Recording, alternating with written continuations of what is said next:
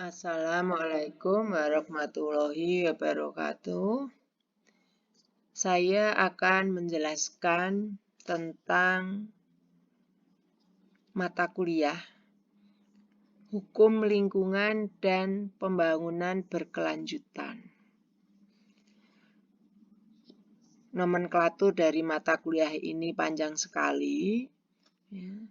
Tapi intinya saya ingin menjelaskan seperti ini. Hukum lingkungan, ya, tadinya itu adalah merupakan nomenklatur satu mata kuliah hukum lingkungan.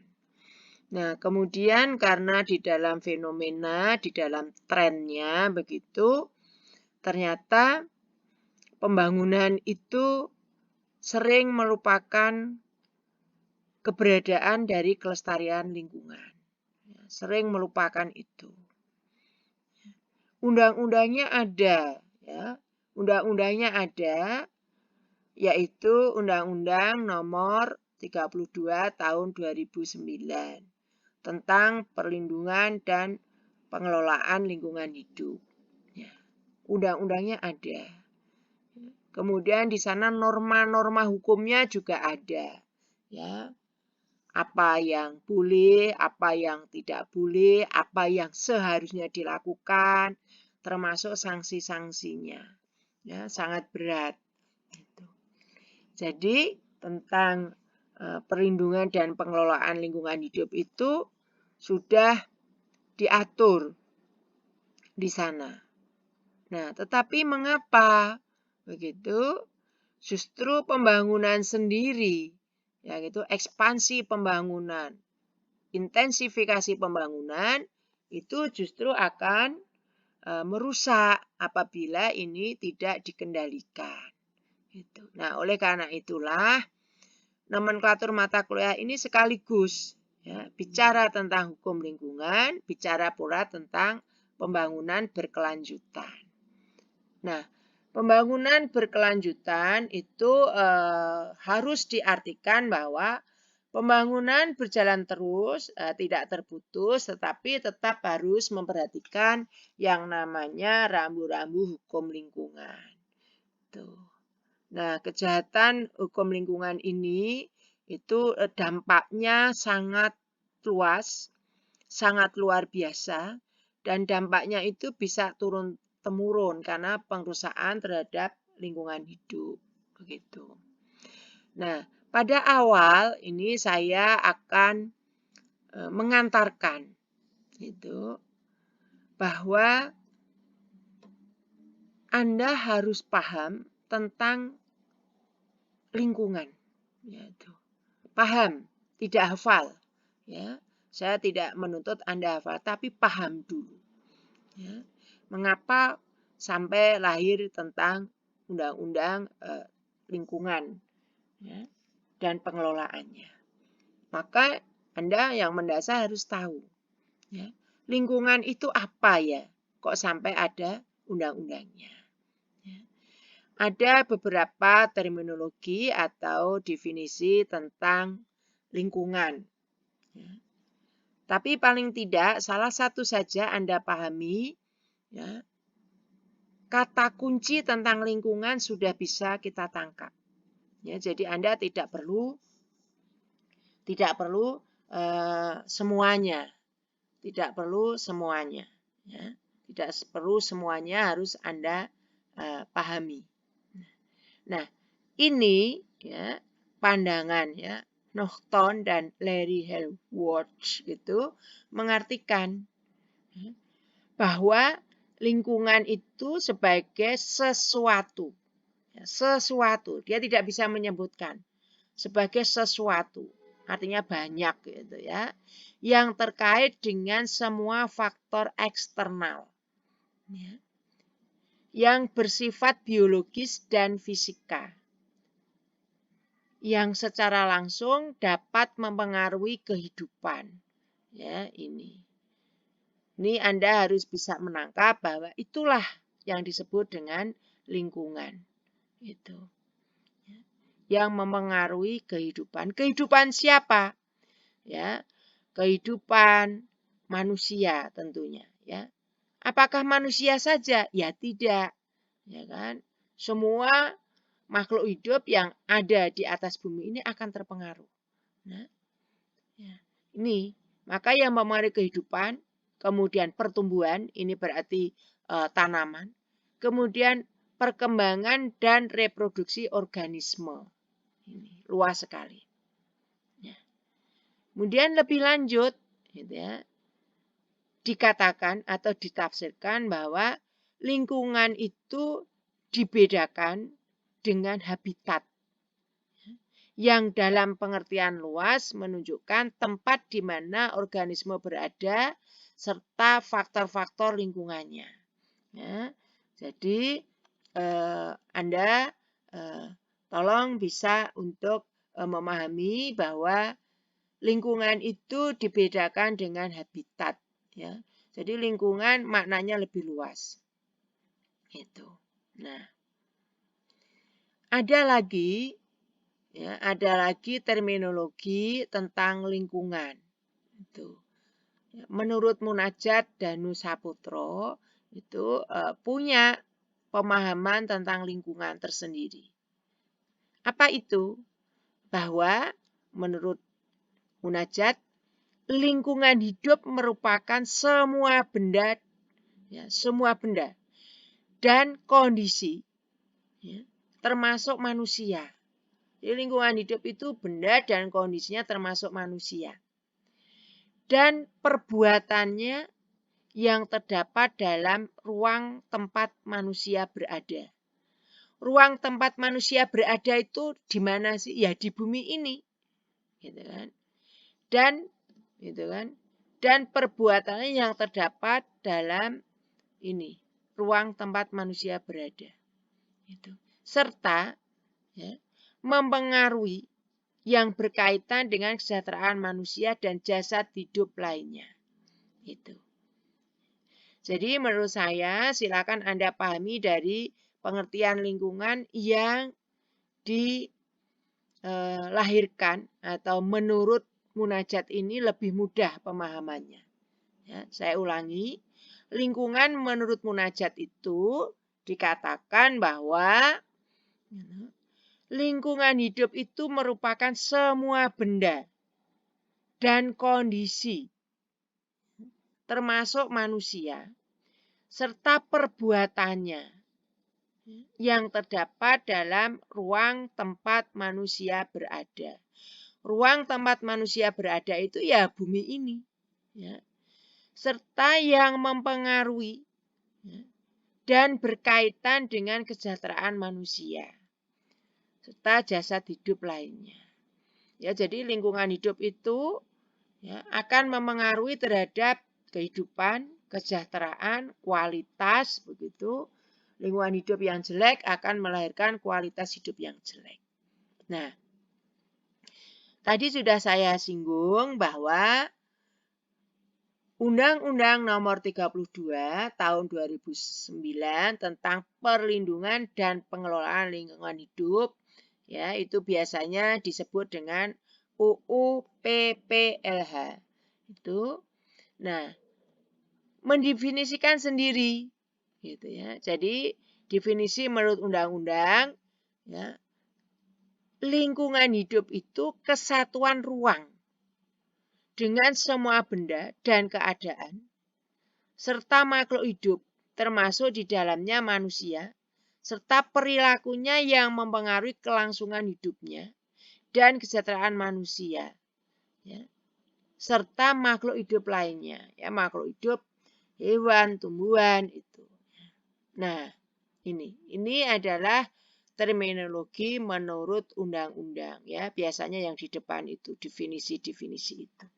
Anda tidak perlu menghafal, tapi paling tidak Anda paham tentang poin-poin penting. Poin penting itu adalah kata kunci penting, begitu. Nah, maka ya, dapat disimpulkan ya, bahwa kehadiran lingkungan hidup itu pada dasarnya merupakan bagian terpenting ya, dan sangat menentukan bagi kehadiran dan kelangsungan hidup manusia, ya, juga kebudayaan dan peradabannya. Ya, ini. Jadi tidak hanya kelangsungan kehidupan, tapi juga kebudayaannya serta peradabannya.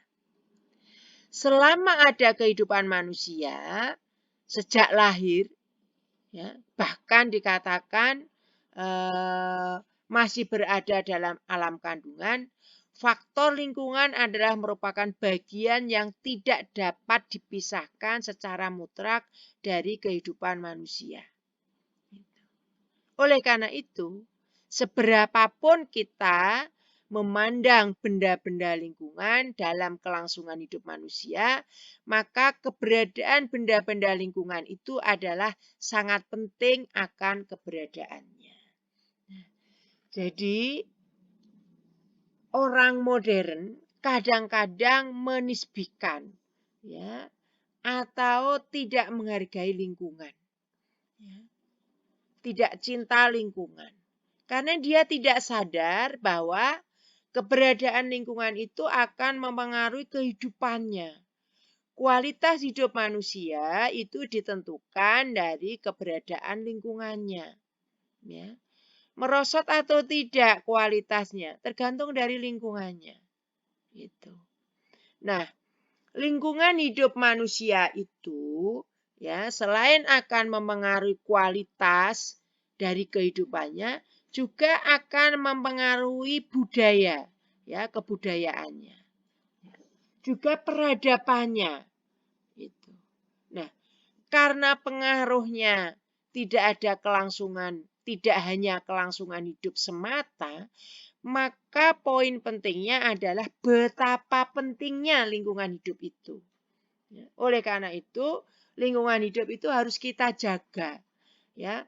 Kita jaga kelestariannya, kita jaga keberlangsungannya agar baik, ya. Supaya apa? Supaya lingkungan hidupnya itu tetap berkualitas sampai nanti kepada keturunan kita yang terakhir, ya, anak, cucu, cicit itu. Berangkat dari pemahaman inti atau terminologi ini, saya sebenarnya bertujuan untuk mengantarkan kepada pemahaman dan kesadaran bahwa begitu pentingnya arti sebuah lingkungan hidup bagi kehidupan manusia dan kehidupan organik lain. Ya, termasuk kepentingan di dalam apa? Di dalam meningkatkan kualitas hidupnya. Ya, kalau kualitas hidupnya orang itu baik, tentu akan memberikan pengaruh yang positif. Kalau kualitas kehidupan orang dan organik di alam atau di lingkungan itu tidak baik, buruk atau jelek, ya, maka itu otomatis juga akan menurunkan kualitas hidupnya. Ya, ini sebagai hukum sebab akibat, ya, hukum alamnya seperti itu. Nah, sekarang saya akan mengantarkan dan menjelaskan pemahaman bahwa lingkungan itu terbagi ke dalam 4 bagian besar. Ya. Kalau lingkungan itu terbagi menjadi 4 bagian besar, maka sebenarnya adalah hukum lingkungan itu juga akan mempelajari yang mengcover dari 4 bagian besar lingkungan. Hukum lingkungan itu adalah hukum yang mengatur, ya, tentang lingkungan. Kalau lingkungannya terbagi 4 besar, maka hukum lingkungan otomatis akan mengatur tentang 4 bagian besar ini. Gitu, ya. 4 bagian besar itu apa saja? 4 bagian besar itu, yang pertama adalah lingkungan fisik atau anorganik. Ya, fisik atau anorganik. Itu apa? Yaitu lingkungan yang terdiri dari gaya kosmik dan fisiogeografis. Apa saja? gitu ya. Lingkungan fisik ada tanah, ada udara, ada laut, ada radiasi, ada gaya tarik, ada ombak dan lain sebagainya. Namanya saja lingkungan fisik atau anorganik, ya. Maka yang terlihat, yang physically, ya, yang bisa dilihat, yang bisa dirasakan, gitu ya, dengan indera-indera kita.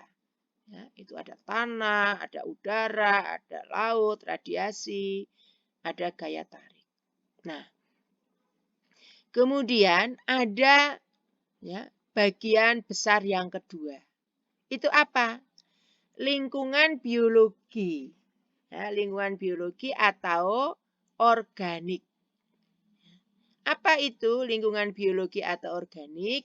Yaitu segala sesuatu yang bersifat biotis, yang merupakan mikroorganisme, parasit, hewan, tumbuh-tumbuhan, termasuk juga lingkungan prenatal. Itu lingkungan prenatal ya lingkungan yang belum terlahir.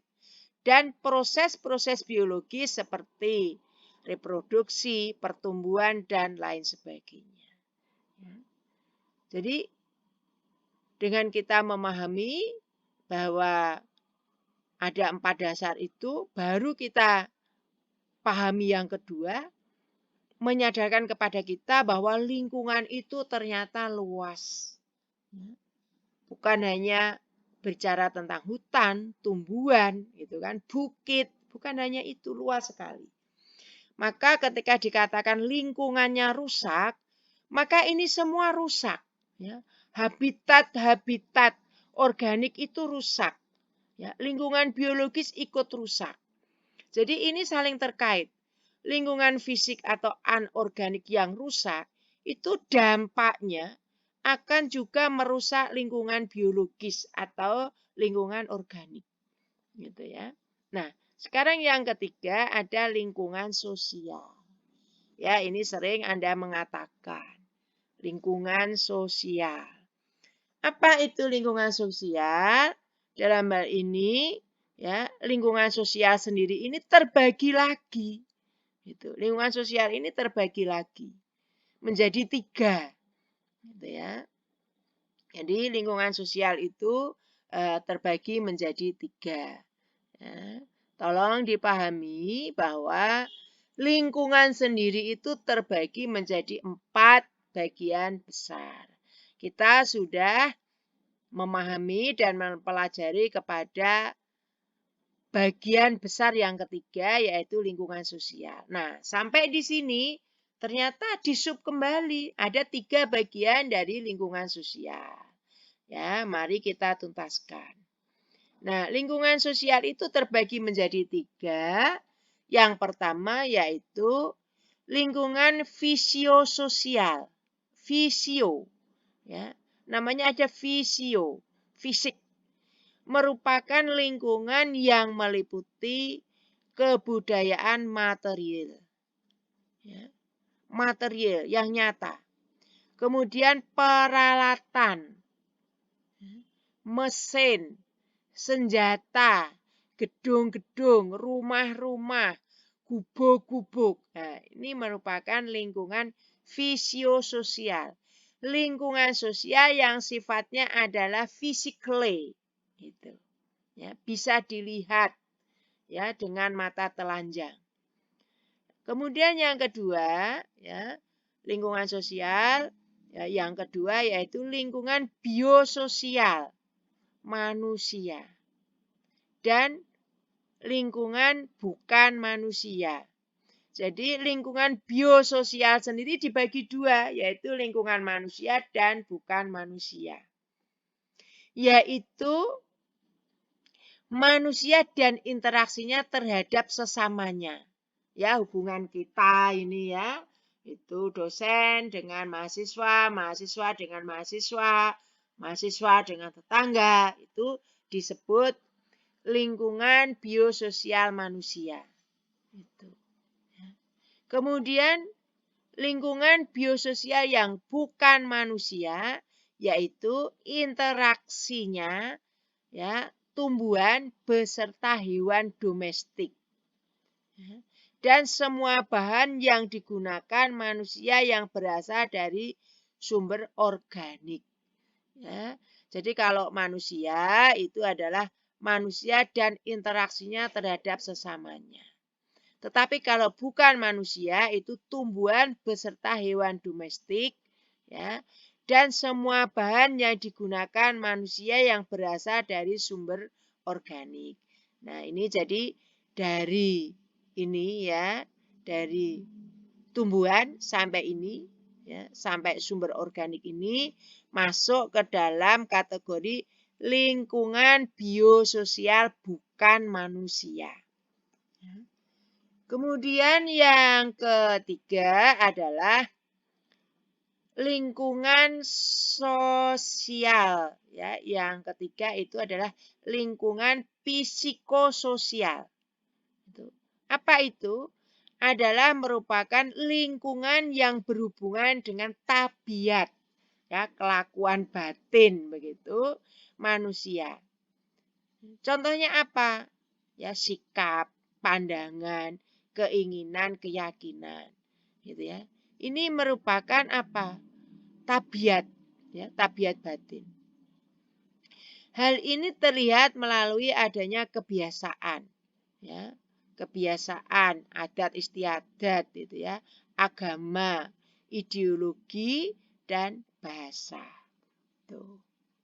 Nah, sekarang kembali masuk ke dalam 4 pembagian besar lingkungan. Ini adalah pembagian yang terakhir, yaitu lingkungan komposit. Apa itu? Yaitu lingkungan yang diatur secara institusional berupa lembaga-lembaga masyarakat, baik yang terdapat di daerah, kota maupun desa. Gitu. Nah, sampai di sini saya akan memberikan semacam pengertian mendasar orientasi pemahaman tentang mata kuliah ini. Jadi, saya antarkan Anda mengapa ada mata kuliah hukum lingkungan dan pembangunan berkelanjutan.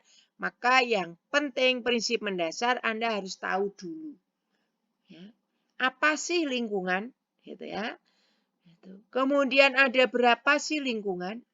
Membahas tentang apa sih lingkungan itu? Nah, ini Anda pahami dulu. Ya. Sebelum nanti bicara tentang hukum lingkungan dan pembangunan berkelanjutan. Itu. Nah, itu. Sekarang saya mau mengantarkan ya tadi tentang lingkungan. Ya. Karena di nomenklatur mata kuliahnya itu dan pembangunan berkelanjutan, maka yang mendasar Anda harus paham dulu tentang ekologi, ekosistem, dan ekologi pembangunan. Ya. Ini dipahami. Apa itu ekologi? Nah, ekologi itu suatu cabang ilmu pengetahuan. Ya. Cabang dia. Tapi sifatnya itu interdisipliner. Ya, banyak ini. Ya. Yang berarti bahwa untuk mengerti hubungan antara organisme, ya, apa itu organisme? Yaitu hewan, manusia, dan tumbuhan dengan lingkungannya itu, ya, maka harus yaitu kita itu memahami beberapa pengertian dari banyak bidang yang berkaitan. Ya ini karena ekologi itu merupakan ilmu pengetahuan interdisipliner. Maka kita dituntut untuk paham. Ya, paham tentang apa? Tentang berbagai ya, pengertian dan banyak bidang ya, di dalam kaitan-kaitan ekologi. Jadi harus mengerti banyak pengertian dan mengerti banyak bidang yang berkaitan. Gitu ya. Nah, apa itu ekologi? Ya, dari asal kata apa? Itu silakan Anda mempelajari di materi saya. Itu. Selanjutnya saya akan langsung untuk menjelaskan bahwa lingkungan, ya, bahwa lingkungan atau nanti fokusnya Anda mempelajari hukum lingkungan hidup begitu, maka yang perlu Anda pahami nantinya adalah tentang terminologi pokok di pasal 1 angka 1 Undang-Undang Pengelolaan ya, Lingkungan Hidup ya, ini perlindungan dan pengelolaan. Ini yang perlu Anda pahami. Gitu. Nah, sebenarnya di dalam terminologi atau definisi ya, di sana Anda bisa pahami, ya, ini saya nukilkan bahwa lingkungan hidup itu kesatuan ruang dengan semua benda, daya, keadaan, dan makhluk hidup, termasuk manusia dan perilakunya, yang mempengaruhi kelangsungan kehidupan dan kesejahteraan manusia serta makhluk hidup lain. Ya, ini Anda pahami itu supaya apa? Supaya Anda paham, ya, supaya Anda paham itu. Nah, yang perlu Anda pahami selanjutnya adalah bahwa ada pemahaman, ya, ada pemahaman tentang ekologi pembangunan. Ya. Itu silahkan Anda bisa memahami di dalam materi saya, bisa dibaca sendiri. Yang penting Anda tahu tentang pemahaman mendasar apa itu ekologi pembangunan. Karena itu nanti menjadi dasar di dalam pembahasan tentang pembangunan berkelanjutan yang merupakan bagian dari pembahasan di mata kuliah ini. Ya, itu. Nah, karena pembangunan yang berkelanjutan di Indonesia itu seringkali mengabaikan rambu-rambu tentang lingkungan hidup, ya, maka perlu gitu ketika melakukan pembangunan, apalagi kalau pembangunannya itu berkelanjutan, harus menaati tentang norma-norma yang ada di dalam Undang-Undang Perlindungan dan Pengelolaan Lingkungan Hidup. Itu. Nah, sekarang ya, supaya Anda itu paham apa sih sebenarnya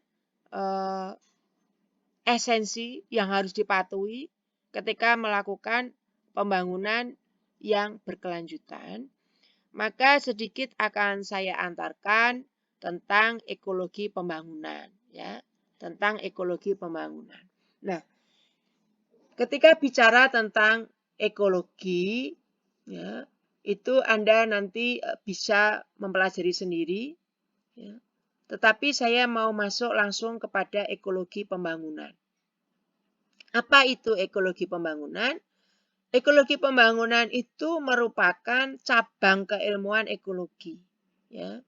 Jadi cabang keilmuan ekologi yang di dalamnya mempelajari lingkungan hidup sebagai objek kajian dalam hubungannya dengan pembangunan. Pembangunan pada dasarnya merupakan suatu upaya yang diarahkan manusia untuk memperoleh taraf hidup yang lebih baik.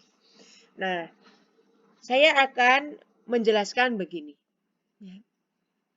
Apakah pembangunan yang berkelanjutan terus-menerus dilakukan itu sudah memperhatikan tentang norma-norma untuk kelestarian dan perlindungan lingkungan hidup?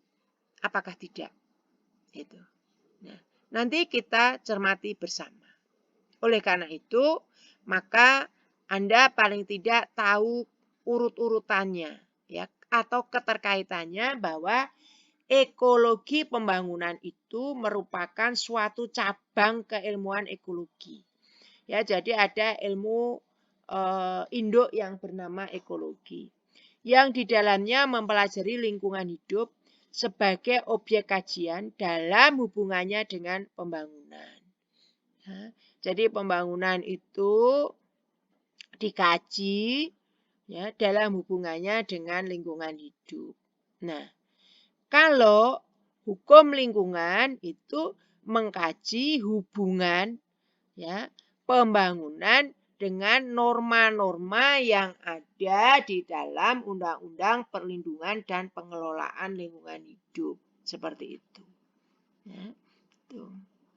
Nah, politik pembangunan yang ditempuh oleh setiap negara atau bangsa itu dirumuskan ya, sebenarnya untuk kesejahteraan kehidupan seluruh penduduknya atas dasar partisipasi aktif, bebas, dan bermanfaat. Jadi kalau pembangunan itu ya kan, untuk kesejahteraan penduduk atau masyarakat atau warga negara ya, dengan berpartisipasi aktif, bebas, dan bermanfaat, maka seharusnya tidak akan terjadi tentang pembangunan yang akhirnya akan menimbulkan pro dan kontra antara pemerintah dengan masyarakat. Ya, kasus dulu pembangunan pabrik semen ya, di lereng Pegunungan Kendeng. Kemudian yang baru saja adalah kontra pembangunan rencana Waduk Wadas Lintang. Ya, selalu menimbulkan pro dan kontra.